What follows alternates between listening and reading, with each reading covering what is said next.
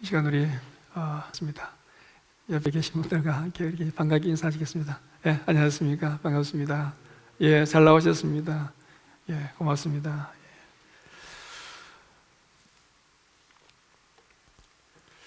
영신가족 여러분, 주님의 이름으로 환영합니다. 한 주간 동안 하나님께서 우리들을 보호해 주심으로 우리들을 교회에서 또 가정에서 예배를 드릴 수 있게 한 줄로 믿습니다.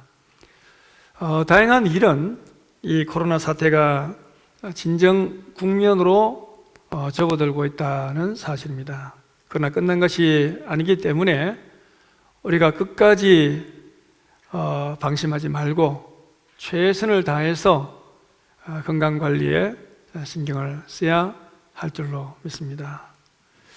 코로나가 우리에게 큰 고통과 슬픔을 안겨 주었습니다마는, 그러나 코로나로 인해서 부분적으로 좋아진 면도 있다고 저는 그렇게 생각합니다. 어떤 게 있을까요? 코로나로 인해서 독감 걸리는 사람이 지금 거의 없다고 합니다. 왜냐하면 나갈 때도 손 씻고 들어와서도 손 씻고 계속해서 손 씻고 위생관리 신경을 쓰다 보니까 독감 걸리는 사람이 지금 거의 없다고 합니다. 그리고 도둑이 또 많이 줄었다고 합니다. 도둑이 왜 줄었을까요? 도둑이 확진자 집에 들어갔다가 코로나 걸릴 수가 있기 때문에 도둑도 많이 줄었다고 합니다. 그 다음에 이 코로나 때문에 일상의 모든 스케줄이 다 이렇게 바뀌었습니다. 그래서 일상의 삶이 얼마나 소중한 것이었는가 하는 것을 많은 사람들이 깨닫고 있다는 것입니다. 여러분, 우리가 한번 그렇지 않습니까? 그동안 예배를 드리다가 예배 못 드리지 않습니까? 그런데 이렇게 다시 소수나마 이렇게 모여서 예배를 드리니까 얼마나 감격스럽습니까? 일상의 이 소중함을 다시 깨달았다는 것입니다. 마지막으로 사람들이 겸손하게 된 것 같습니다. 인간의 목숨이라는 게 별게 아니구나. 인간 존재라고 하는 것은 눈에 보이지 않는 그 미세한 바이러스한테도 벌벌 떠는 연약한 존재구나 하는 것을 깨닫고 사람들이 더욱 겸손하게 되었다는 것입니다. 여러분, 우리는 그동안 눈에 보이는 것, 또 비상적인 것, 이 비본질적인 것에 너무 사로잡혀 살아오지는 않았는지 모르겠습니다. 예수님께서도 이런 우리의 마음을 잘 아시고 계셨기에 너희는 무엇을 먹을까, 무엇을 마실까, 무엇을 입을까 염려하지 말라. 이는 다 이방인들이 구하는 것이라. 너희는 먼저 하나님의 나라와 그의 의를 구하라. 그렇게 말씀하신 것이 아닐까 생각을 합니다. 눈에 보이는 것, 외모, 또 과시, 업적, 성과, 이런 것 중심으로 돌아가는 이 세상에 하나님께서 경종을 울리시기 위해서 이런 사태가 일어난 것은 아닌지 생각해 보아야 할 것입니다. 여러분, 눈에 보이는 것보다도 눈에 보이지 않는 것에 다시 한번 우리는 관심을 가져야 합니다. 눈에 보이지 않는 이 코로나 바이러스가 엄청난 파괴력을 갖는 것처럼 눈에 보이지 않는 하나님이 우리의 운명 전체를 쥐고 있다고 하는 것을 우리가 기억할 필요가 있습니다. 말이 쉽지. 인간은 눈에 보여야 믿고 싶고 따르고 싶고,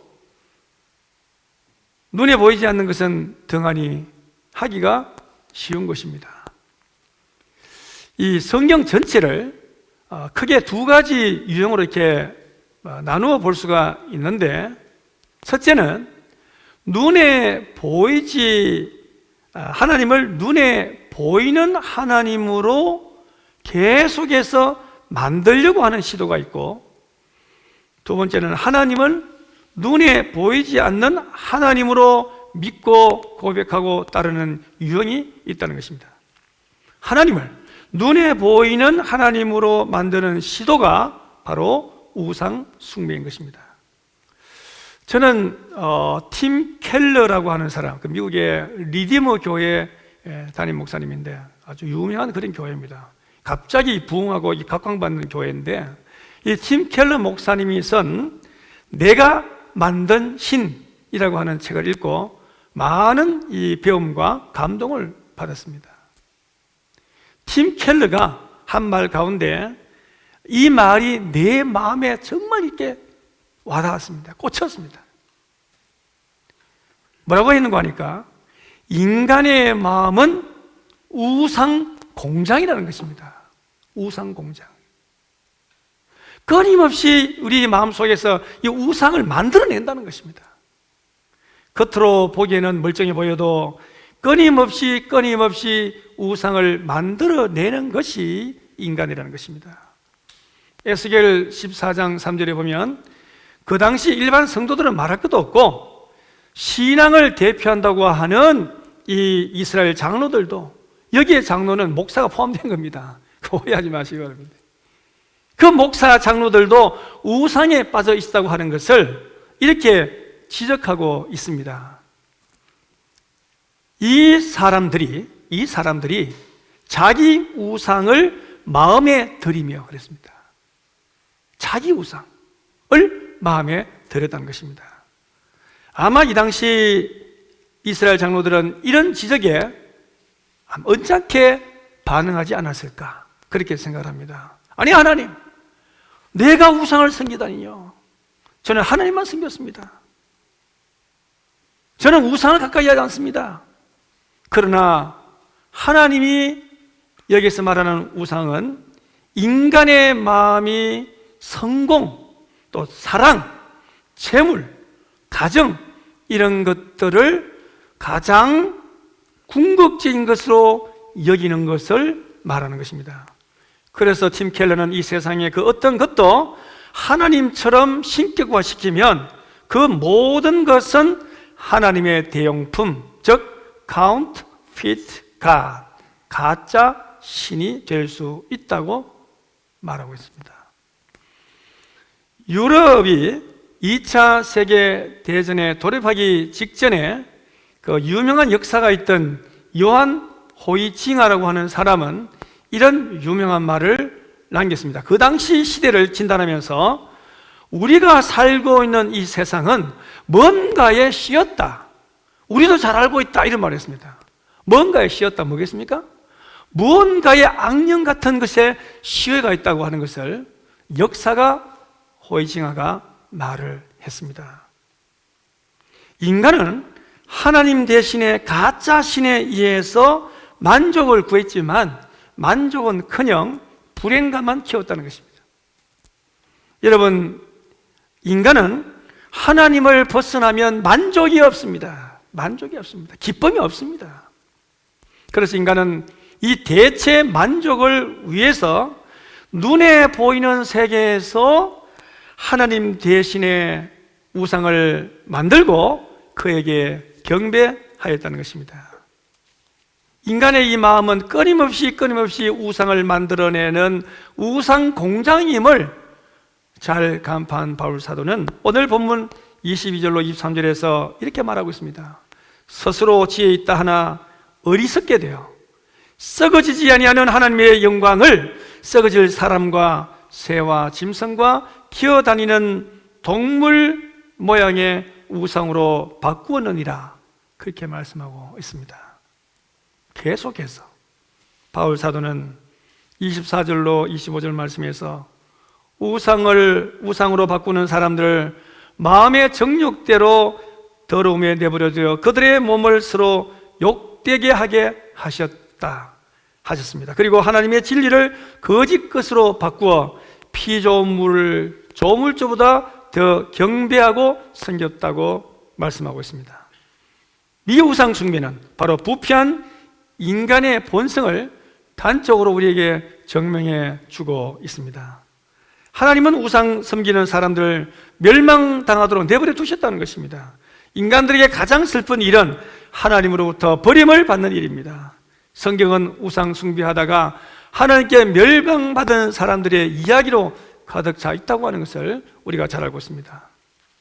바울은 세상에 불행과 악을 초래하는 그 뿌리는 악착같이 신을 만들려고 하는 인간의 충동에 있다고 보고 있습니다. 종교개혁자 루터는 율법을 어기는 근본 동기가 바로 우상 숭배에 있다, 그런 유명을 많이 했습니다. 여러분 잘 아시는 십계명 중 1계명이 무엇입니까? 너는 나 이외에는 다른 신들을 내게 두지 말라입니다. 왜 우상 숭배에 빠질까요? 눈에 보이는 뭔가가 있어야만 행복해질 수 있다고 착각하기 때문입니다. 특히 하나님보다 물질에 우리가 마음이 더 뺏길 때 우상 숭배에 빠진 것으로 보아야 한다는 것입니다. 인간의 물질에 대한 욕심은 만족이 없습니다. 끝이 없습니다. 그래서 억만장자가 되어도 완전 만족은 없다고 하지 않습니까? 부자들은 아무리 돈이 많아도 결코 만족하지 않는다고 합니다. 아주 잘 사는 큰 부자들에게 이런 질문을 했다고 합니다. 얼마를 더 벌면 만족하시겠습니까? 얼마를 더 벌면 만족하시겠습니까? 그랬더니 자신의 현재 자산의 2배가 되면 만족하겠다고 답변을 했다는 것입니다. 미국에서 조사한 바에 의하면 50만 달러에서 100만 달러의 재산을 가진 사람에게 물었더니 그 사람들은 200만 달러가 필요하다, 그렇게 이야기를 했다는 것입니다. 또 100만 달러에서 149만 달러를 가지고 있는 사람들에게 물었더니 그 사람들은 300만 달러가 필요하다고 했다는 것입니다. 그리고 1000만 달러를 가진 사람에게 얼마가 더 필요하면 만족하시겠습니까? 그랬더니 1800만 달러가 필요하다고 대답했다는 통계가 나와 있습니다. 우리의 이 안정과 행복이 얼마나 많은 재산을 가지는가에 달려 있다고 한다면 아무리 많이 가져도 그만하면 충분하다고 말할 수 없는 것이죠. 그렇지 않습니까? 백만장자와 억만장자들, 세계에서 가장 부유한 엘리트들과 많은 시간을 보낸 후에 이 로버트 프랭크라고 하는 유명한 사람은 이렇게 결론을 내렸습니다. 그들은 아무리 나이가 많아도 은퇴할 수 없으며 너무 바빠서 쉴 수도 없으며 자기보다 앞선 사람을 따라잡는데 몰두해서 잠시도 여가를 즐길 수 없다. 그게 무슨 말입니까? 억만장자조차도 만족을 느끼지 못한다는 것입니다. 다시 말씀드리지만 만족은 오직 하나님 안에만 있습니다. 여러분, 우상에는 어떤 특별한 성질이 있습니다. 우상은 오직 자기 자신만을 위해 존재하는 어떤 힘이다라는 것입니다. 그래서 이 우상에는 더불어라고 하는 개념이 없다는 것입니다. 가치라고 하는 개념이 없습니다. 같이 더불어 한다는 개념이 우상에는 없다는 것입니다. 우리 안에 있는, 내 안에 있는 가짜신을 우리는 몰아내어야 합니다. 하나님은 오늘날 크리스찬들에게 우상 숭배하지 말라고 하십니다. 요한일서 5장 21절에 자녀들아 너희 자신을 지켜 우상에서 멀리하라, 그렇게 말씀하고 있습니다. 여러분, 우상 숭배하는 이유가 어디에 있을까요? 그 옛날 이스라엘 사람들이 우상 숭배했던 이유와 오늘날 사람들이 우상 숭배했던 그 이유가 동일하다는 것입니다. 동일하다는데 주목할 필요가 있습니다. 환경은 다르지만 섬기는 그 동기와 이유는 똑같다는 것입니다. 왜 그럴까요? 신명기 5장 8절을 보면 우리가 잘 알 수 있습니다. 거기에 보면 너는 자기를 위하여 새긴 우상을 만들지 말고 위로 하늘에 있는 것이나 아래로 땅에 있는 것이나 땅 및 물 속에 있는 것에 아무 형상이든지 만들지 말미라고 그랬습니다. 신명기 5장 8절에 보면 제일 먼저 시작되는 것이 너는, 그 다음에 뭐가 나옵니까? 자기를 위하여입니다. 너는 자기를 위하여. 우상을 왜 만듭니까? 왜 우상을 숭배합니까? 자기를 위하여입니다. 출애굽기 20장 4절에도 너를 위하여 새긴 우상을 만들지 말미라고 했는데, 너를 위하여. 우상을 만들고 섬기는 근본 이유는 자기를 위해서라는 것입니다. 자기 유익을 구하기 위해서라는 것입니다. 우상의 종류가 많고 다양하여도 섬기는 이유는 오직 하나입니다. 자기를 위하는 것입니다.